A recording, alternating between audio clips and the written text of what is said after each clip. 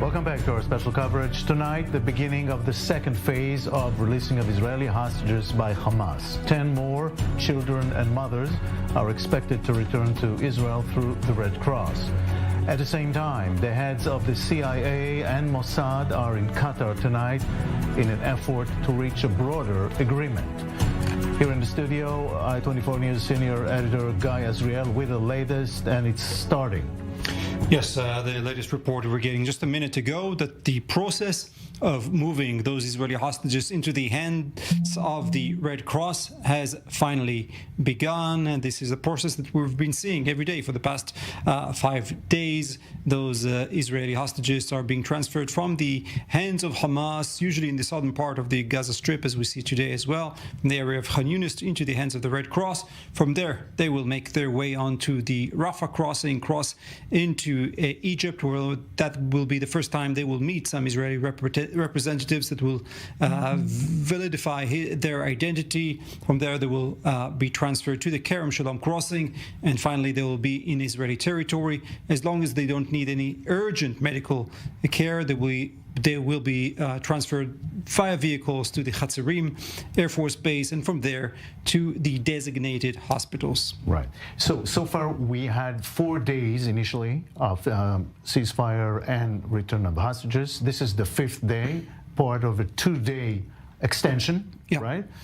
10 today, 10 more tomorrow. Yes, but there is a lot more on the line. We know that Mossad chief Dedi Barnea is in Qatar at this very moment. He's meeting with CIA chief Bill Burns, with the Qatari prime minister. Also, he just held a phone call with Israeli Prime Minister Benjamin Netanyahu and National Security Advisor Tzachi Hanegbi. We are hearing this evening already reports from Egyptian and Qatari sources about this prospect of a much wider deal. The Qataris and the Egyptians are quoted as saying this deal would include elements that will be difficult to swallow, both for Israel and for the Palestinians. And the outline that is being described is the release of thousands of Palestinian prisoners in exchange for all the Israeli hostages, and an Israeli promise not to continue the operation down to the southern part of the Gaza Strip. I can remind our viewers that Israel has so far only captured the northern part of the Gaza Strip. They haven't even completed that, with some neighborhoods like Jabalia and Sajaiya in Gaza that are still being held by Hamas. There is still so much work to be done. And we are hearing already a response from an Israeli minister to that report, saying this, from Israeli Minister Bezalel Smotrich, saying this is not on the line at all. There is no discussion whatsoever. This is a plan, he says, to destroy the state of Israel. We continue until victory, but this is also right-wing minister. Right, no, you don't need to go to a right-wing minister. Let's listen to Israeli Minister Benny Gantz. He said the exact same thing today. The war will not finish until we finish our plan of eliminating Hamas. We continue to victory. This is what we heard from Gantz and from Netanyahu just over the past hour. Right. Also, a couple of minutes ago, IDF releases names of 3 soldiers that were captured dead in the hands of Hamas. Yes, very sad news released now by the IDF. All 3 of them have died in the battles on October 7th, on the first day of this onslaught. Today, as the IDF consulted with the chief rabbi, it was eventually decided to pronounce them dead at the hands of Hamas. All 3 bodies are held at the hands of Hamas. For 2 of them, there will be funerals, as the IDF managed to find some sort of remains that will be enough to hold a Jewish funeral. Not so for the 3rd one. Sadly, 3 more IDF fallen soldiers since the start of this war. Right. Thank you, Guy. Let's go to Ichilov Hospital in Tel Aviv. I-24 News' Oil Alterman is there in expectation for some hostages later today. Owen.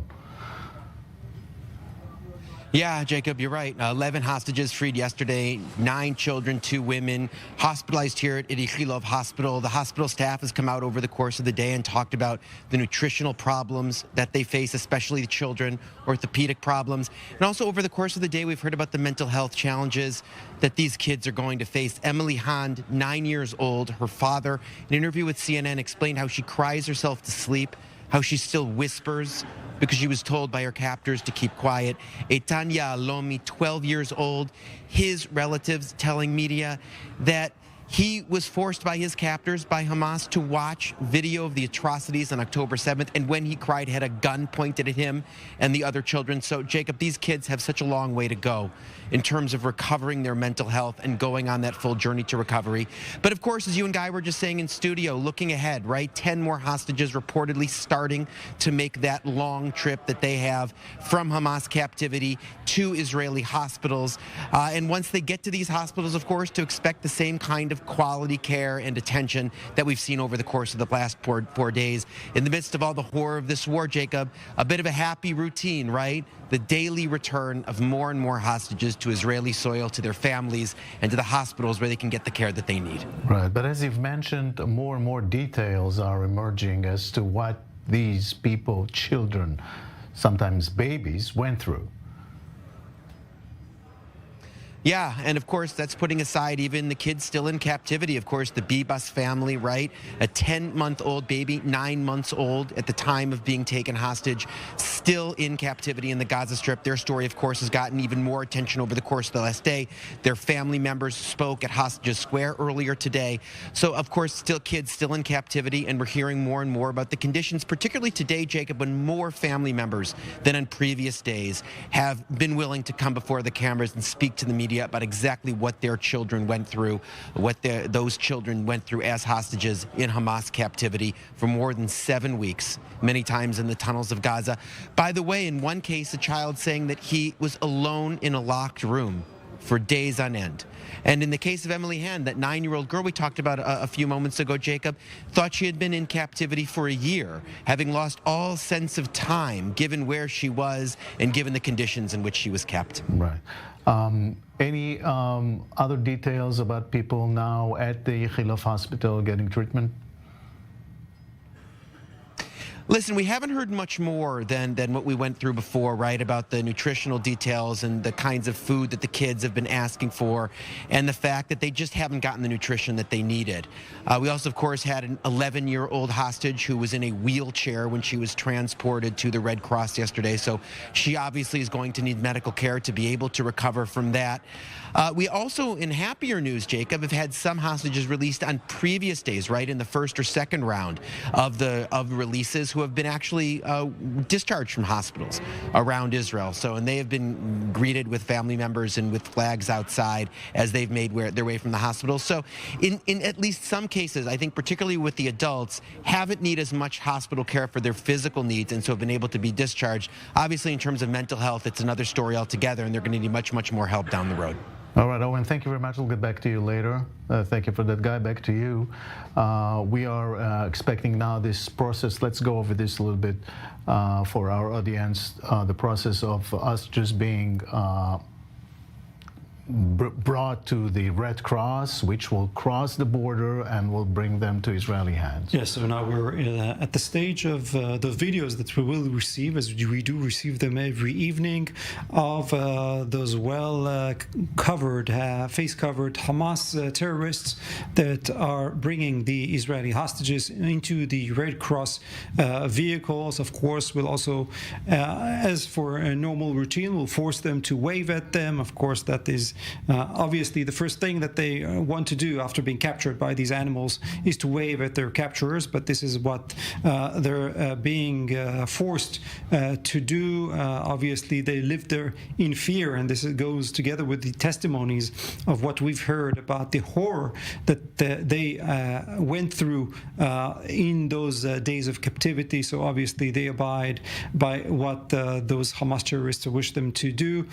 They are meeting the Red Cross at this very hour. These cars of the Red Cross will carry them to the Rafah crossing, where they will cross into Egyptian territory. That is where they will meet for the first time Israeli representatives. They will validate that these people are indeed the 10 people that are on the list that Israel received in advance, and to see that they're in relatively good condition. From there, they will make their way down east to the Kerem Shalom crossing, that's also in the southern tip of the Gaza Strip. Finally will be on Israeli soil after 53 days since they were taken captive. They will then make their way to the Hatzerim base for more medical examinations. From there are several designated hospitals that will be flown by helicopters. Even before they get to the hospital, they'll get a first phone call with the families, and once they arrive at the hospitals where the families have already been given the call, go to the hospital, wait for your loved ones, and that well-waited meeting between those Israelis and their families will take place. We hope that there'll be no delays. We've seen for several days now all sorts of issues. It usually took between 1 hour and 2 hours, sometimes even later. In the good cases, in some other cases, we had to stay here in studio until midnight. But it started already. Yes, that's a good news. That is the good news indeed. Right.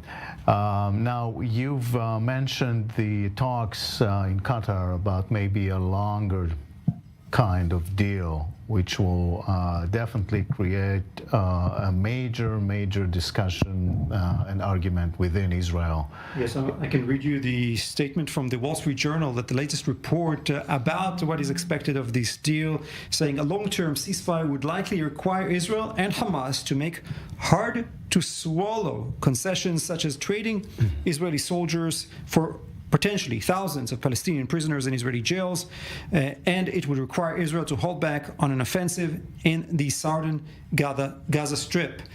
Obviously, that is more than just difficult to swallow. That is something that make most Israelis want to throw up, because the idea that Israel would allow Hamas to continue and exist, and as it well does to this point, is beyond but somehow any imagination. I sense that there's the other side of the coin would be some sort of an arrangement that will not leave Hamas as it is.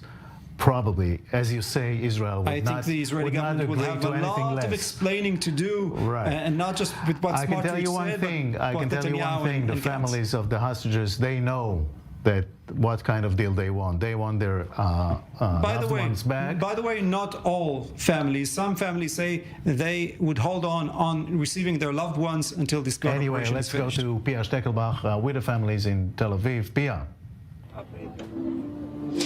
Right, Jacob, here at the Hostages Square in Tel Aviv, many people come by to show their solidarity with the families of the hostages and also family members themselves. They are coming here to rally for support and to rally for attention. I'm here with Yael Moses. His mother, Margalit Moses, was among the first hostages that were released on Friday night. His mother, Margalit, 78 years old, she's back with her family, but his father, Gadi, is still in Gaza. And thank you very much, Yael, for being with us here. First and foremost, I want to ask you, how's your mother doing? How's she feeling? Oh, she's feeling better now. She's released from the hospital, so we are happy about it. It says her health condition is pretty good. And now it starts to fully recover. Hopefully it will be fast. Does she talk about her captivity in any way? Yeah, she tells us what happened there, what all the things that happened there during these 50 days that she was there. And yeah, she's sharing a lot. Is there anything that you can share with us, any of her experiences that she had there?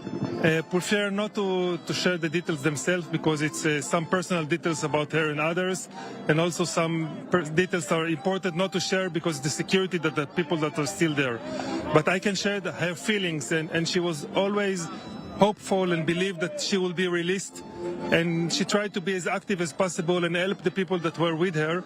And this is, I believe, help her to feel vital and gave her the powers to keep doing it until the happy day that she was told she's about to be released. Now, your father is among the many, many people that are still being held captive in Gaza, and you yourself, you continue the struggle, right? What are your demands? What can be done at this point to also release the men that have not been part of any deal yet? Well, we need them to be released, but I think the most important thing is now that people understand that some of them are very elderly men and they need the treatment, and we don't know anything about their condition.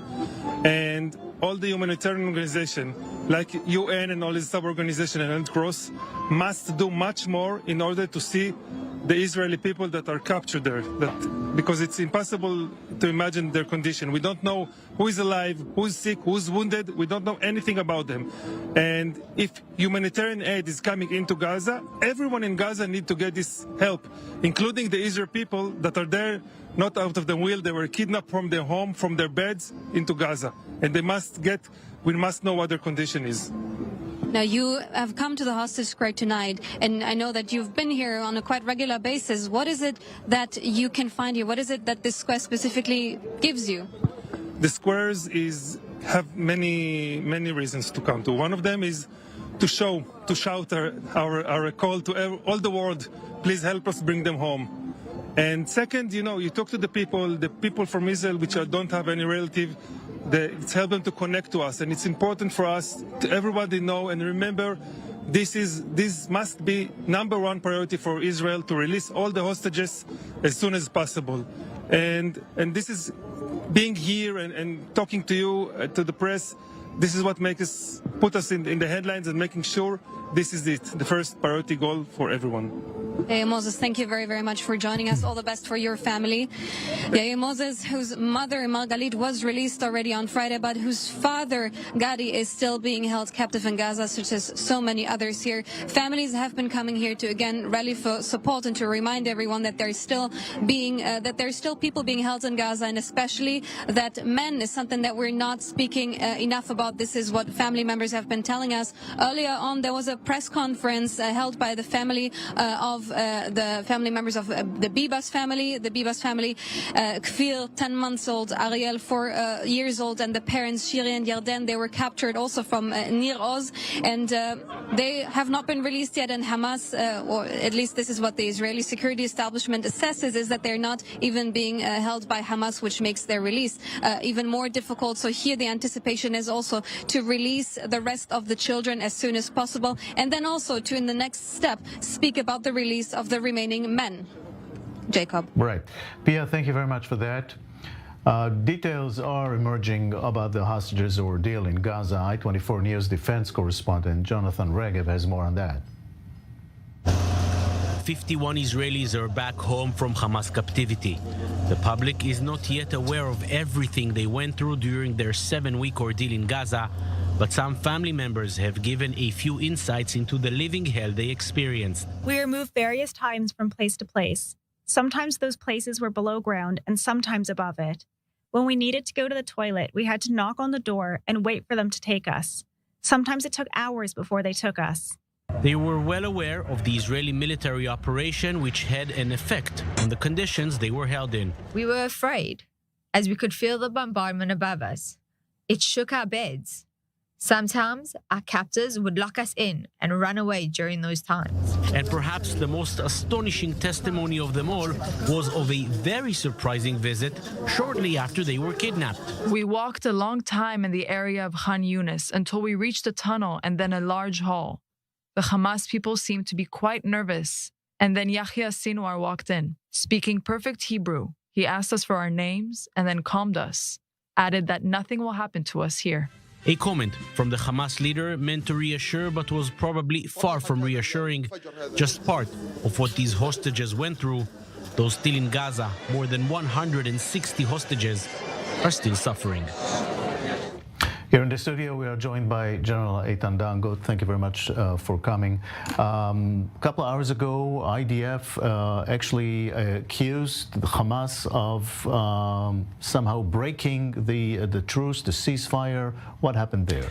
Yes, we are talking about reporting of 3 events of ID with shooting on Israeli soldiers. There were some Israeli soldiers that were wounded, as it calls, light.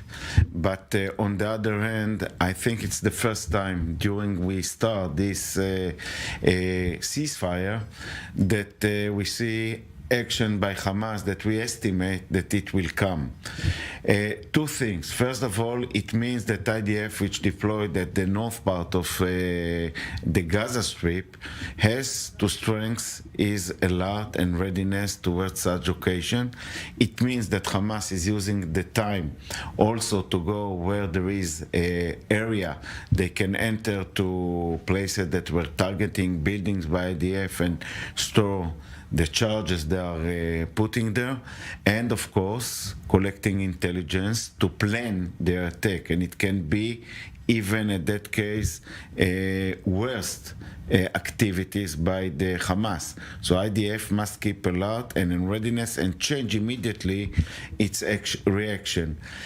As I estimate, IDF, I believe, together with the war cabinet, decided not to break what was agreed till now. I mean, now we are in the process of getting the next 10 kidnapped people to Israel, and tomorrow also. But the great but is, if they are going to make another kind of situation like this, I think that it's very important to react and to even to break for a while and to move to offensive activities, because we cannot be under the rules that Hamas will try to make ceasefire with damaging or very shooting delicate the idea. situation over there. Sensitive, and beside it, we are aware about now efforts to learn, so to make continuating of what agreed for the coming for today and for tomorrow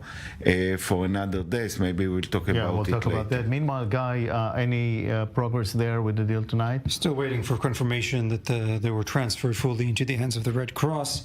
And just to continue that conversation, yes, there will be very difficult decisions to be made by the Mossad chief, Dedi Barnea, and that is. And we can see evidence of that when he makes a phone call with Netanyahu, and with the fact that CIA chief makes all the way to Qatar. There's something that the Americans and the Qataris want to build here. Certainly in those 2 days of the extension, some trust has been built between these sides, certainly. Yeah, having said that, that is not enough for what the Qataris and the Egyptians perhaps suggest, which is stopping the war altogether for the release of the hostages. I think it has been built, but only by Qatar, Egypt, Israel, under the umbrella of the United States. This mechanism is working, I think, with rules that are respecting and giving evidence. The only side that also changed. First of all, Qatar is the man to talk with the mind of Hamas, and even as the tools are mind and money, let's put it this way. Mind, I mean Sinwar and the guys that are in Khan Yunis, or those who are locating in Doha, and Egypt has the power to now to threat Hamas about steps they can do that will make Hamas embarrassing inside the area, because Hamas needs Egypt now like an oxygen, and it strengthens them. But I think that the whole thing is bringing us to a goal of Hamas supporting by Qatar, because we have to remember all the time that Qatar is the country that was behind Hamas on building the power, and Qatar doesn't want to lose Hamas entity in Gaza. What is now going is to see how long as they can make the ceasefire in order to make stages, like the next time will be men, after that will be female soldiers, after that will be men soldiers. What's in return? Order to come in the long term, that in weeks, to stop the war, right, and to create some of agreement, because it means that Qatar and Hamas quite aware that the end story, the end game or the end war here will bring us to break the entity of Hamas.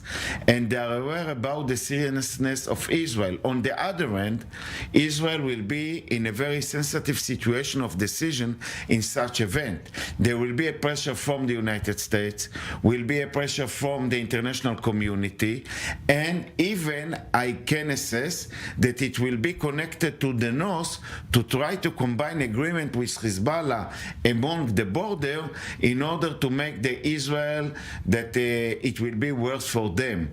I think this junction will come in about 48 hours, and that will be the continuating or not continuating of this war. And beyond that, pressure within Israel, if what is on the table is the release of all the Israeli hostages, including the Israeli soldiers, and of course Israel values human life more than its enemies, that will be the most difficult decision to make. What the Israeli government has promised to its voters, to the Israelis on the border, versus the chance to save those human lives.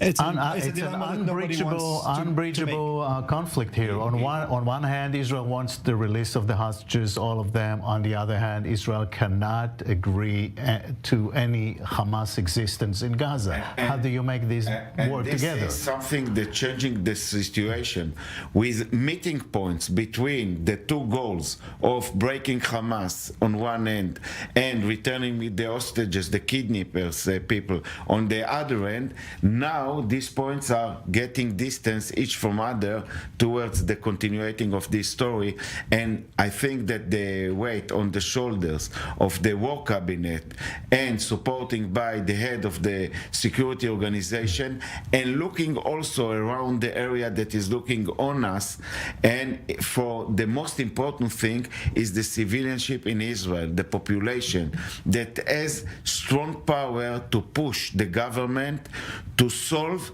once and forever Hamas problem. It will be a very, very difficult scenario.